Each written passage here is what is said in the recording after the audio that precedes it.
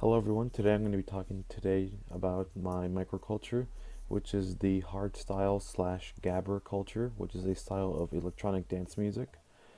So, what is hardstyle? Well, hardstyle can be considered the heavy metal of EDM because it is a style of electronic music that ranges from 140 to 150 beats per minute. Now, this style of music emerged in the mid 90s and is still prevalent in some countries and in some parts of the US today. So, hardstyle is mostly compressed of kick, is like a compressed kick drum sound. There's vocal samples, and it is popular in the West Coast um, and in parts of Europe.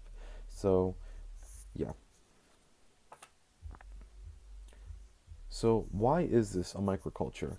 Well, this is a microculture because this gabber slash hardcore, hard style type of electronic music, it exists in the inside the world of electronic music as its own set genre. There is other genres of electronic music are like techno. This is a subgenre, trance, and then there is house, and then we have this that many people haven't heard of called hardstyle slash gabber. It's called gabber in the United Kingdom. It's called hardstyle in the United States.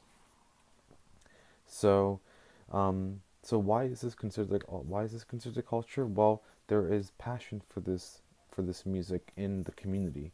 I consider myself a part of this culture because I do love this type of hard type of electronic music. We believe that hardstyle is a style of music that overpowers and consumes the senses when listening to it. It's very raw, it's very fast, very repetitive.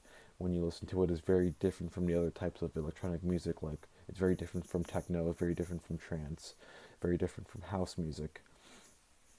There is controversy surrounding this type of uh, culture because some people think it's well, there's always controversy around it, especially for something that is like very fast and repetitive like this music.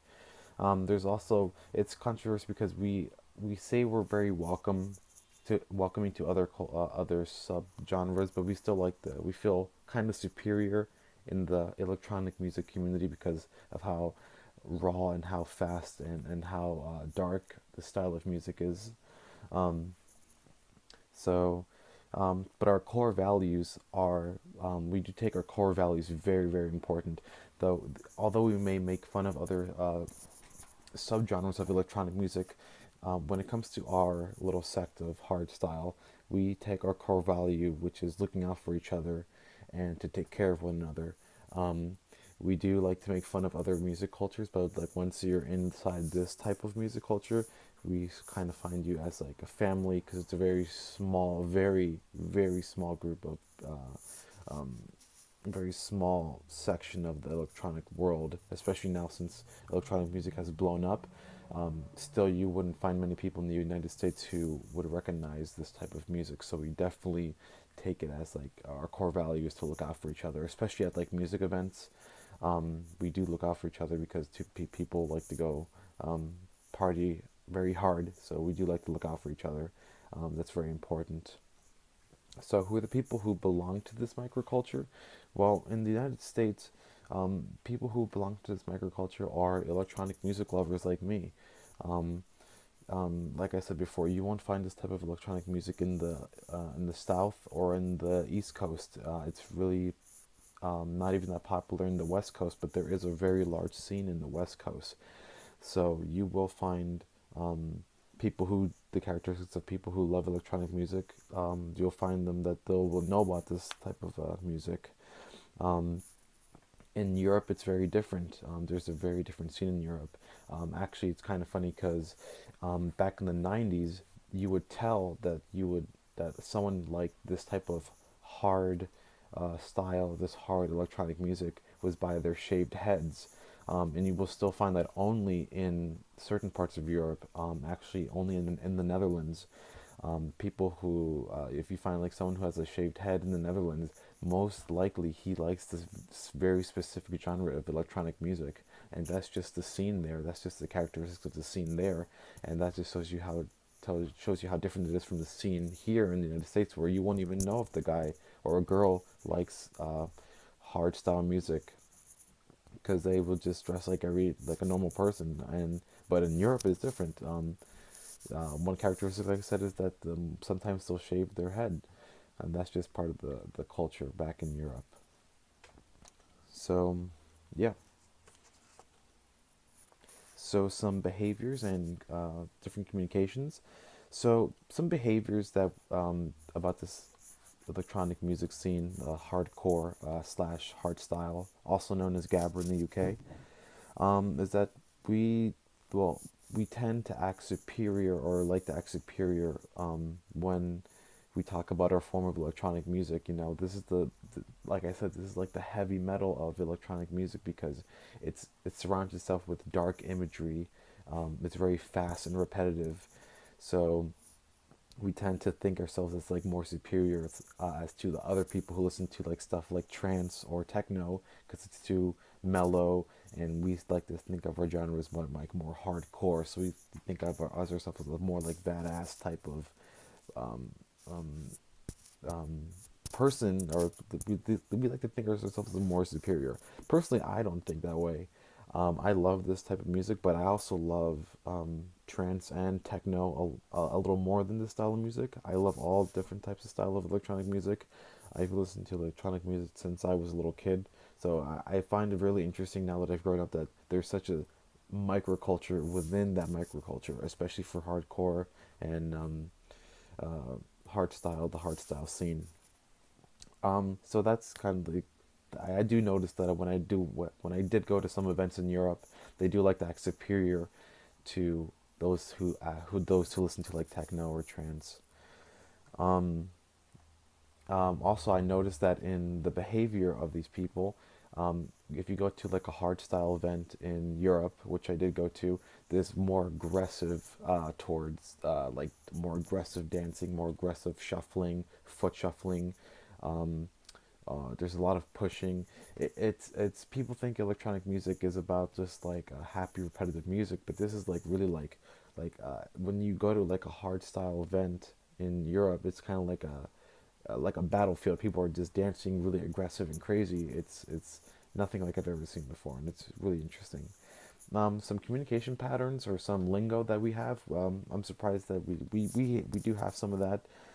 So a raw goblin is a person who is a passionate listener and is only a person who listens to hardstyle music. So that's a raw goblin, or he's also known as a gobo. So again, that is a passionate person who listens to only this type of music. A kick roll is a type of dance that you hammer your fist to while shuffling your feet in coordination to the beats of the music, which was that's really interesting. So that's called a kick roll. So that's some of the communication that we use. Um, that these words aren't used in the regular electronic music dance world. So these are the terms that you would only hear inside this microculture community of electronic dance music. Um, so I also want to talk about the prevalence of this culture in the United States and around the world.